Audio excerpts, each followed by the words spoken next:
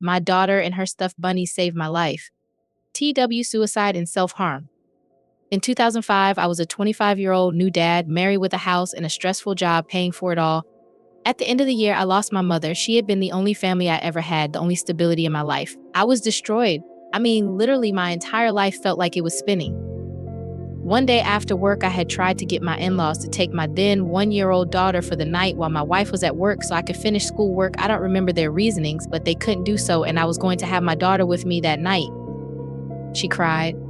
All night long, she cried, held her, fed her, played with her, swung her, burped her, changed her. It didn't matter. She just cried. I was so distraught, so lost at what to do, I hate to admit, but I just screamed at her, a loud, guttural scream, right in her face. It didn't help at all. She went wide-eyed and silent for a moment, then cried harder than ever. I sobbed the shame I felt at myself for that moment of weakness. I sobbed and I held her and we cried together. Eventually, she was asleep. I put her in her bed and I went into the kitchen and sat. There was an hour before my wife would be home. I just coddled do it again. I was so stressed, so broken at the loss of my mother, and so fearful that the hate I had in that moment with my daughter would ever show its head again. I ate a bottle of pills, fully intending on killing myself. I vaguely remember my wife trying to wake me up when she got home, and the next thing I know is the next day around 1 p.m. I got up and staggered to the bathroom where I was sick for what felt like all damn day. All in all, I knew I had failed in killing myself, but no one knew. I told my wife I had been sick the night before, and that's why I had asked her parents to take our kid for the evening. No one ever asked any questions. This went on for almost 3 years. I would spiral internally and I would contemplate suicide because I couldn't cope with the loss and wouldn't dare say to anyone that I was hurting. I just put a smile on, acted fine at work and fine at home, and unless I was alone, I could almost kid myself into believing my bullshit. I attempted suicide 2 more times, once by hanging.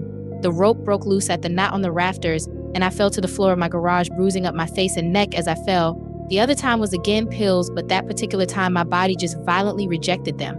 Within minutes of taking them, I just started vomiting, and before I knew it, they were all out and gone. One day when my daughter was 4, I came home from work, tried again to get my mother-in-law to take my daughter with her so I could finish schooling for work. She refused, and I didn't even fight it. I just said, okay. I had gotten laid off that day. 3rd job in a year and a half, and it couldn't have been at a worse time financially for us as my wife was pregnant with our 2nd child. I had every intention on ending my life that night. I had brought a length of rope from work. I had tied a pulling knot for pulling equipment, WA rope, and I told myself today was going to be the day. I made my daughter her dinner, chicken nuggets and corned beef. It was the only thing she would ever eat from me that wasn't pizza. I watched her eat. She was absolutely lovely. I figured I'd give her a few hours to play and then put her in her bed. Then I'd make my trip to whatever laid after this life for me. I called my wife and checked in on her at work. She was busy and really couldn't talk, but I told her that our daughter had eaten and I was going to put her to bed and then spend some time in the garage, that I'd most likely be there when she got home. I told her I loved her and we hung up the phone. My daughter played in the living room with a stuffed rabbit that she carried everywhere with her. I sat down on the couch and just zoned out.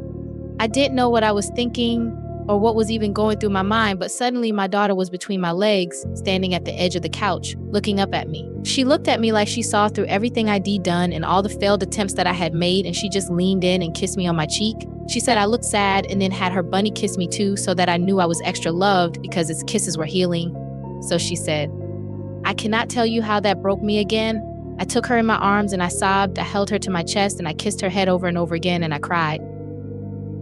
I put her to bed that night, but I never made that trip to the garage. I left the rope spooled up in the floor of the living room and I awaited my wife. When she came home, I fell at her feet and sobbed.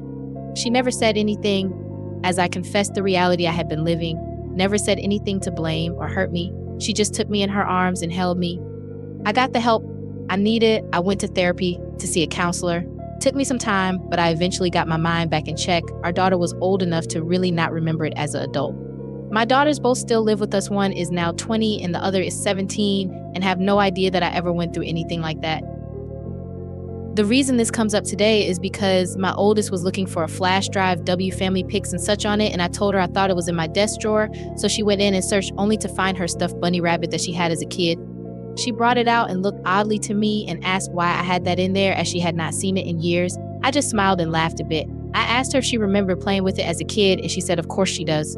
I asked her if she remembered how she said it had healing kisses when she was little. She didn't remember that, but said that she remembered me telling her its kisses were magical and healing when she would get hurt. BC, I would always make the bunny kiss her and her sister's boo-boos. I started to reply, but then was asked, Agent, why was it in your desk? I got up, took the bunny in my hand, and then made it kiss my oldest daughter's cheek before telling her that's where he lives now and returning him to the desk drawer.